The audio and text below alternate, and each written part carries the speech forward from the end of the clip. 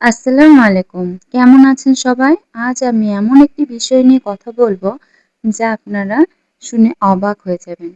তো আমরা আজকে কথা বলবো যে নিজের ব্রেইনকে কিভাবে কন্ট্রোল করা যায়, যা আপনার জীবনকে ধীরে ধীরে বদলে দিতে পারে।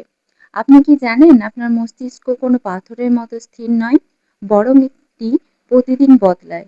বিজ্ঞান এই ক্ষমতার নাম দিয়েছে নিউরোপ্লাসটিসিটি। নিউরোপ্লাসটিসিটি বলতে বোঝায় আপনার মস্তিষ্ক নতুন অভিজ্ঞতা, নতুন শিক্ষা এবং নতুন অভ্যাসের মাধ্যমে নিজেকে পরিবর্তন করতে পারে।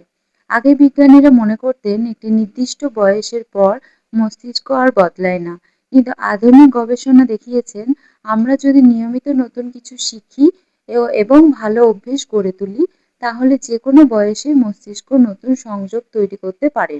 একটি সহজ উদাহরণ ভাবুন, গ্রামের একটি মাঠের ওপর দিয়ে যদি মানুষ প্রতিদিন একই পথে হাঁটে, তাহলে সেখানে একটি পরিষ্কার রাস্তা তৈরি হয়। কিন্তু যে পথে কেউ হাঁটে না, সেখানে ধীরে ধীরে গাছ জন্মে। আমাদের মস্তিষ্ক ঠিক এভাবেই কাজ করে। আপনি যে কাজটি বারবার করেন, সেই কাজের জন্য মস্তিষ্ক সংযোগ আরো শক্তিশালী হয়ে যায়। এ কারণে প্রথম দিন বই পড়তে কষ্ট হয়, কিন্তু কয়েক মাস নিয়মিত পড়লে সেটি অভ্যেসে পরিণত হয়। আবার প্রতিদিন যদি ঘন্টার পর ঘন্টা মোবাইলে ছোট ছোট ভিডিও দেখেন, তাহলে মস্তিষ্ক সেটাকেও স্বাভাবিক অভ্যাস হিসেবে ধরে নেয়। তাহলে প্রশ্ন হলো, আমরা কিভাবে মস্তিষ্ককে ভালো দিকে পরিবর্তন করতে পারি? প্রথমত, একসঙ্গে অনেক পরিবর্তন আনার চেষ্টা করবেন না। প্রতিদিন মাত্র ১০ মিনিট বই পড়ুন, ২০ মিনিট হাঁটুন অথবা নতুন কিছু শেখার চেষ্টা করুন। ছোট ছোট অভ্যেসই একসময় বড় পরিবর্তন আনে। দ্বিতীয়ত, পর্যাপ্ত ঘুম খুবই গুরুত্বপূর্ণ। ঘুমের সময় আপনাদের মস্তিষ্ক সারাদিনে শেখা তথ্যগুলো গুছিয়ে রাখে। তাই ভালোভাবে শিখতে চাইলে ভালোভাবে ঘুমাতেও হবে।